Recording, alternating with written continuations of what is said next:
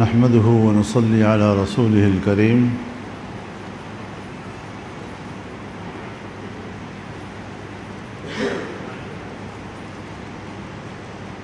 میرا کافی عرصے سے یہ ارادہ تھا کہ جب میں لاہور آؤں گا تو جماعت اسلامی کے مرکز میں آؤں گا اور تاکہ ایک رابطے کا عمل شروع ہو۔ اس دوران میں ہمارے بزرگ قابل احترام پروفیسر خورشید صاحب کا انتقال بھی ہو گیا، تو پھر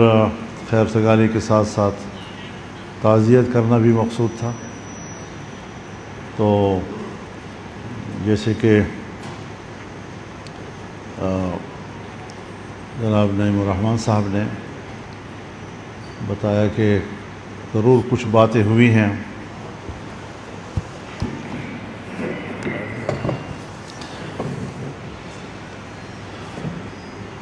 جو اہم باتیں ہیں، وہ تو ظاہر ہے جی کہ اس وقت فلسطین کی صورتحال پوری امت مسلمہ کے لیے باعث تشویش ہے، باعث اضطراب ہے اور باعث غم و کرب ہے۔ اس اعتبار سے 27 اپریل کو یہاں لاہور مینار پاکستان پر ایک بہت بڑا جلسہ بھی ہوگا، مظاہرہ بھی ہوگا، اور اس میں پنجاب کے عوام کو دعوت دی گئی ہے۔ انشاءاللہ بہت اچھا رسپانس ہوگا پبلک کا، اس میں بھی انشاءاللہ ہم سب شریک ہوں گے، مذہبی جماعتیں اس میں شریک ہوں گی، اور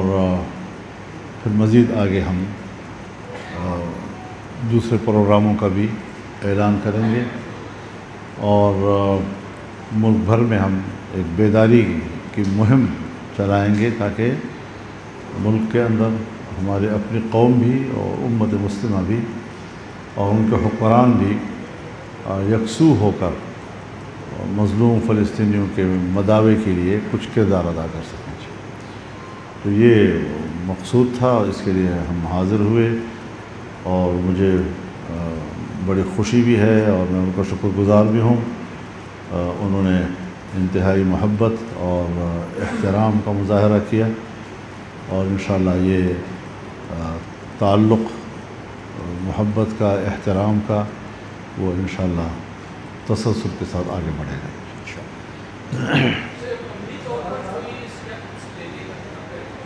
جی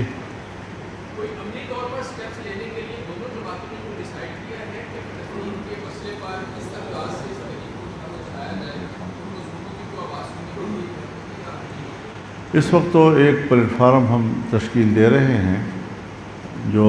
مجلس اتحاد امت کے نام سے ہے، اور جو لاہور میں اجتماع ہو رہا ہے وہ بھی اسی مجلس اتحاد امت کے تحت ہو رہا ہے، جس میں تمام پارٹیاں جو ہیں اور تنظیمیں اس میں شریک ہو رہی ہیں۔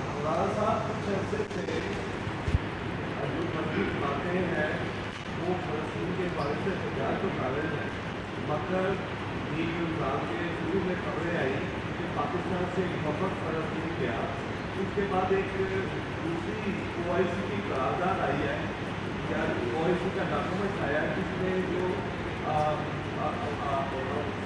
اسرائیل کے ساتھ ساتھ غزہ کے اندر جو مجاہدین فائٹ کر رہے ہیں ان کی بھی مذمت کی گئی ہے، یا وہ جو اپنی آزادی کے مذہبی جماعت کے ایسی جو پاکستان حکومت کی صورتحال آ رہا ہے اس سے خاموش کیوں ہے، اس کو کنڈیم کیوں نہیں کرتے، وہ جو وفد کیا تھا مطالبہ کیوں نہیں کرتی کہ وہ سامنے آنا چاہیے، کون لوگ تھے اور ان کو کس طرح جو آیا تھا پاکستان سے؟ کوئی بھیجنے والا نہیں ہوتا۔ اسرائیل کی طرف جانے کے چوری کے راستے کافی ہیں، یورپ سے لوگ آتے ہیں، اردن میں اتر جاتے ہیں، وہاں سے ان کے پاس جانے کا راستہ ہوتا ہے، اس کے لیے پاسپورٹ کی ضرورت بھی نہیں ہوتی، انہوں نے میرا خیال ریلیف دے رکھا ہے، جو بھی وجہ ہے، لیکن وہ کوئی پاکستان کے نمائندے نہیں ہیں، نہ حکومت کے نمائندے، نہ عوام کے نمائندے، نہ مسلمانوں کے نمائندے، اپنے سیر سپاٹے کے لیے جا کر سستی شہرت حاصل کرنے کے لیے اس قسم کی چیزیں لے آتے ہیں۔ تو بہرحال دنیا میں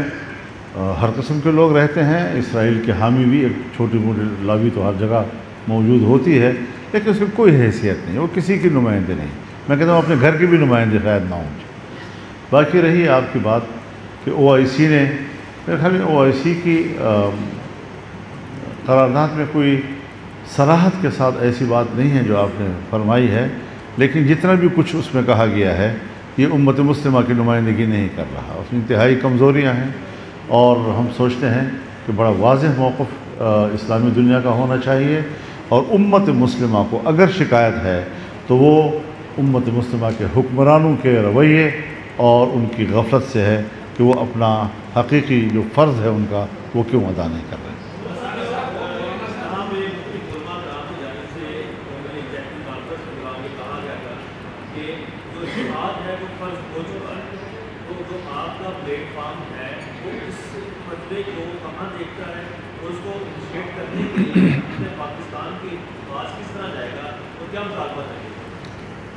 دیکھیے، جہاں تک لفظ جہاد کا تعلق ہے، یہ انتہائی مقدس لفظ ہے اور اس کی اپنی ایک حرمت ہے۔ یہ قرآن کی بھی اصطلاح ہے، یہ احادیث کی بھی اصطلاح ہے، یہ فقہا کی بھی اصطلاح ہے، لیکن جہاد کا کوئی بھی مرحلہ جب آتا ہے تو وہ نماز کی طرح نہیں ہے کہ نہ اس کا وقت تبدیل ہو سکتا ہے، نہ اس کا طریقہ تبدیل ہو سکتا ہے۔ وہ تدبیر کے تابع ہوتا ہے کہ جہاد جب لڑا جائے تو اس میں کیا تدبیر اختیار کی جائے۔ آج جب مسلم دنیا جغرافیائی طور پر منقسم ہے اور 57 اسلامی ممالک اس وقت موجود ہیں، تو پھر ظاہر ہے کہ فلسطین کے اندر کے مسلمانوں کی پوزیشن اور ہوگی، اس کے ساتھ جو اس کی سرحدات ملتی ہیں، پھر ان کی ان کے فرض اور ان کے جو فرض عائد ہوتا ہے اس کی نوعیت پھر اس سے مختلف ہوگی، جو اس سے دور رہتے ہیں۔ تو اس میں اگر مالی طور پر بھی کوئی شریک ہوتا ہے یا سیاسی طور پر اس کو سپورٹ کرتا ہے، وہ سب کے سب ایک ہی جہاد کا حصہ بن جاتے ہیں۔ اور یہاں تو ایک پتہ نہیں کس قسم کے لوگ ہیں کہ عجیب سا ایک،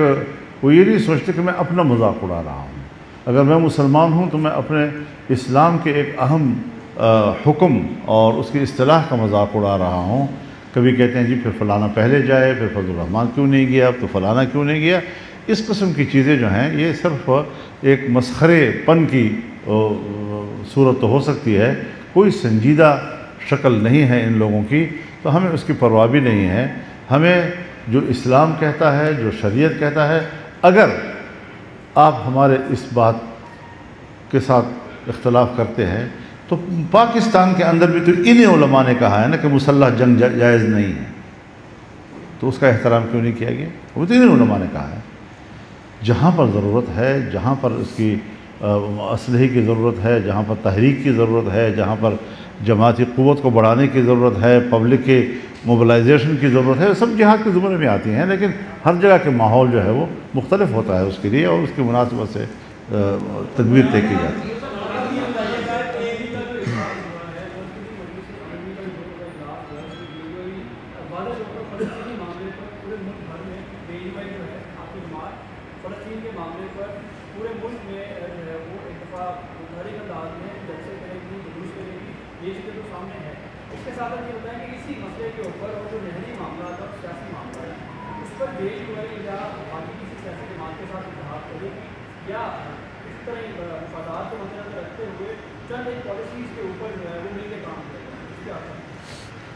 دیکھیے، جمعیت علماء اسلام کا جو منشور ہے وہ بڑا واضح ہے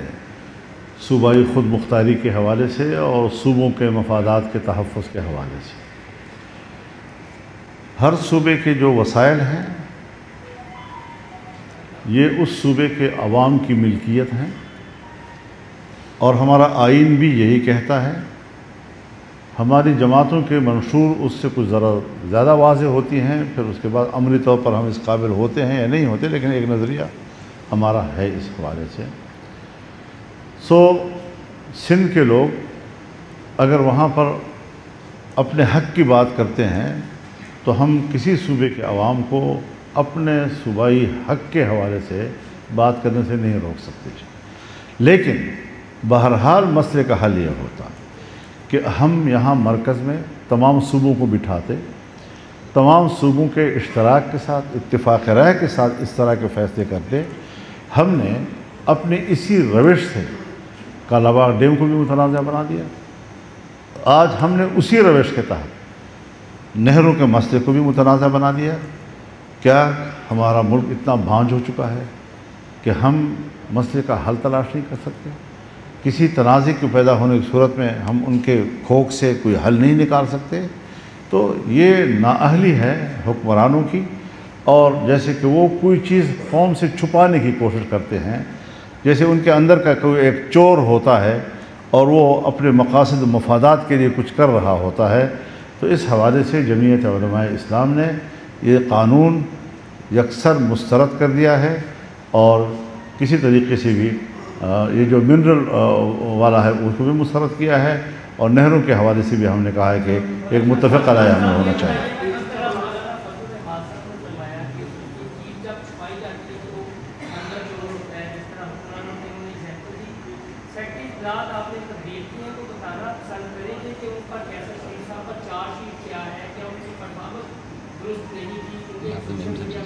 اس سوال کا جواب بنتا ہے بھائی، یہ جماعتیں جو ہوتی ہیں وہ اپنی ذمہ داریوں کی تقسیم کرتی ہیں، تو وہ کسی کو جواب دہ نہیں ہوتی۔ ہمارا اپنا ایک نظام ہے جماعت اسلامی کا۔ جماعت اسلامی تو تنظیم ہے نا، اجتماعیت ہے نا، فیصلہ ہم کریں گے، آپ تھوڑی کریں گے کہ ہمارا سیکرٹری کون ہوگا۔ میرے بھائی اس طرح کے سوالات سے اجتناب فرمائیے، اس وقت ہم یہاں پہ بیٹھے جی۔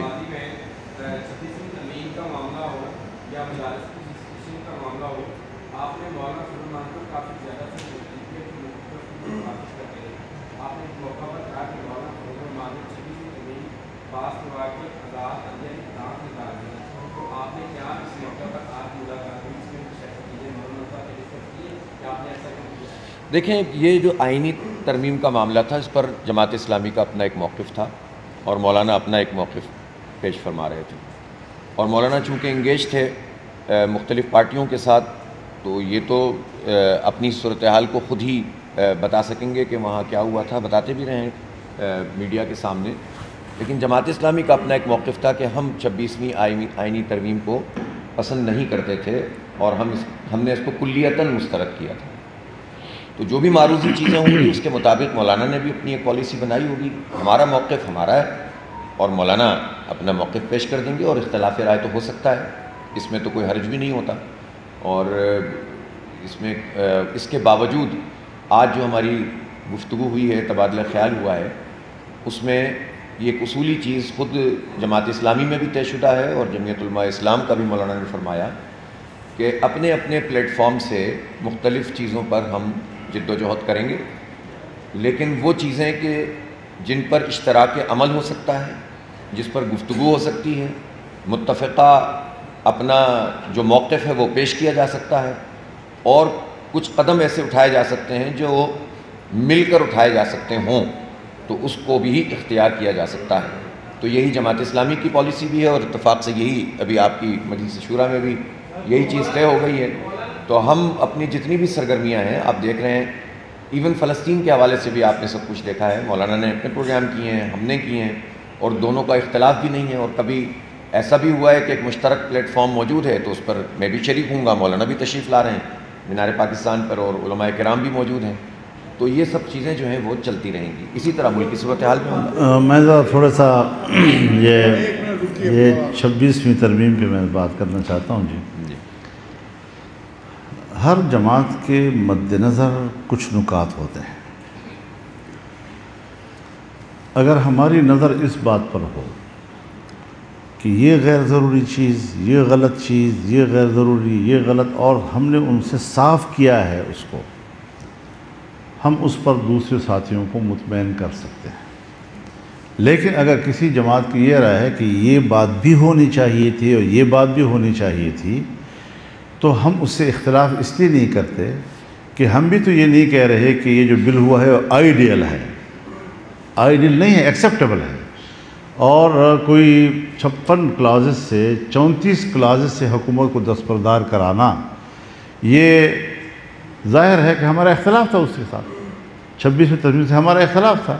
لیکن چونکہ ہم انگیج تھے، بات چیت کر رہے تھے، تو یہ چیزیں سیاسی جماعتوں کے درمیان ہوتی ہیں۔ کچھ کا اس موقع کے اوپر یہ نظر ہوتا ہے کہ یہ چیز جو ہے نہیں ہونی چاہیے، کچھ کا خیال ہوتا ہے کہ یہ بھی ہونی چاہیے، وہ بھی صحیح ہوتی ہے اور وہ بھی صحیح ہوتی ہے، لیکن تعبیر میں چونکہ فرق ہوتا ہے تو آپ صحافی حضرات نے اس کو اختلاف سے ہی تعبیر کرنا ہے۔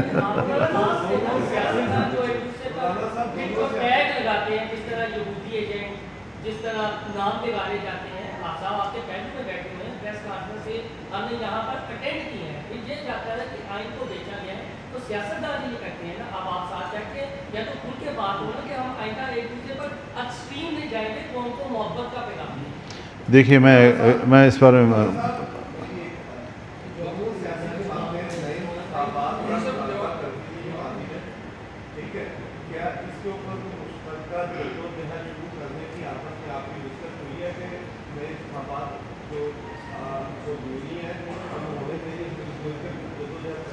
اس مجلس میں تو خیر اس کا تذکرہ نہیں آیا، لیکن میرے خیال موقف میں تو کوئی فرق نہیں ہوگا، انتخابات اصل میں دیکھیں آج جو ہے نا بہت طویل عرصے بعد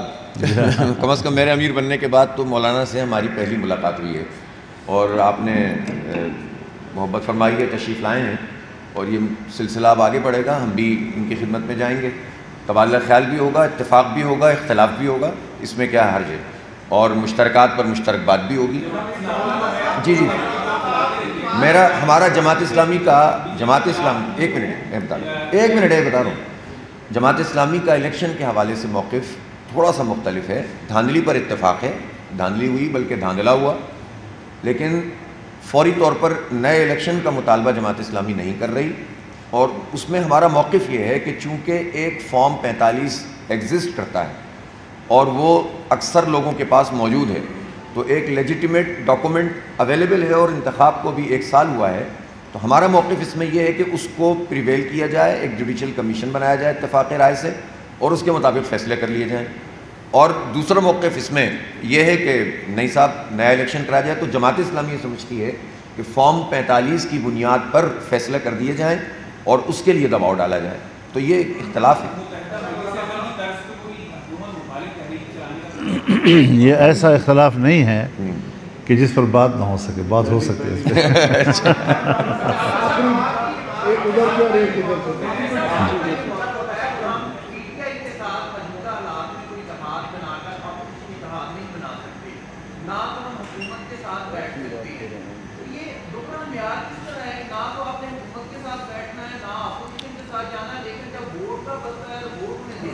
خیر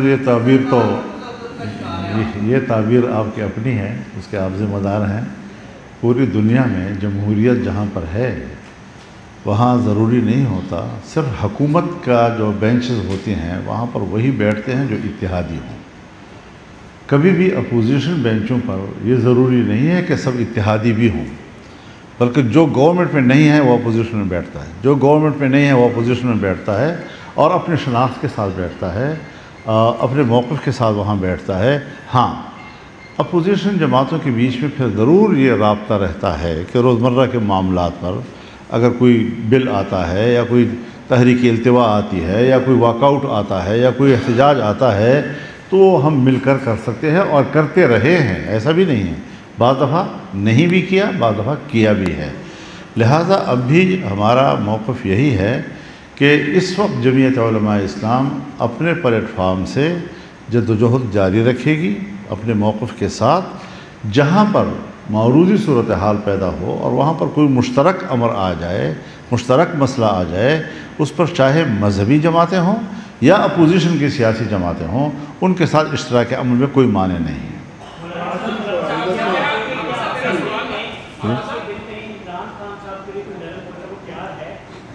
کیا چیز؟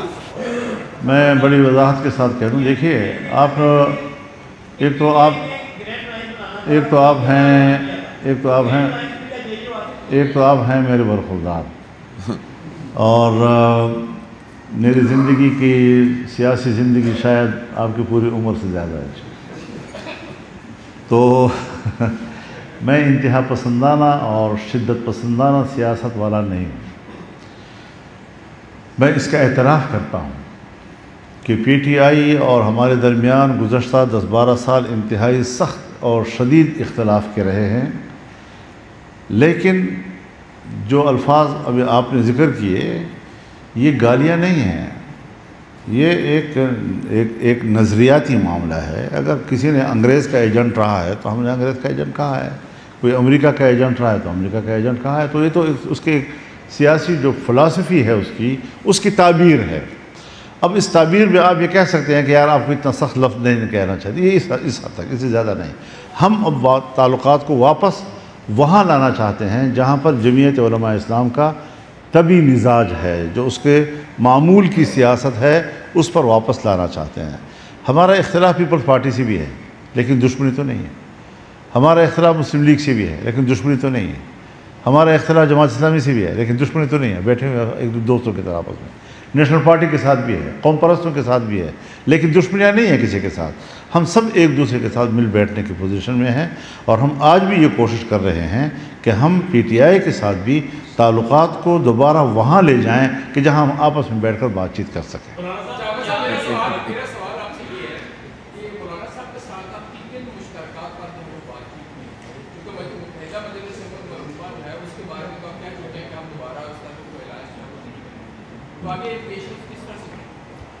मेरा ख्याल है बहुत वाज़ेह बात है।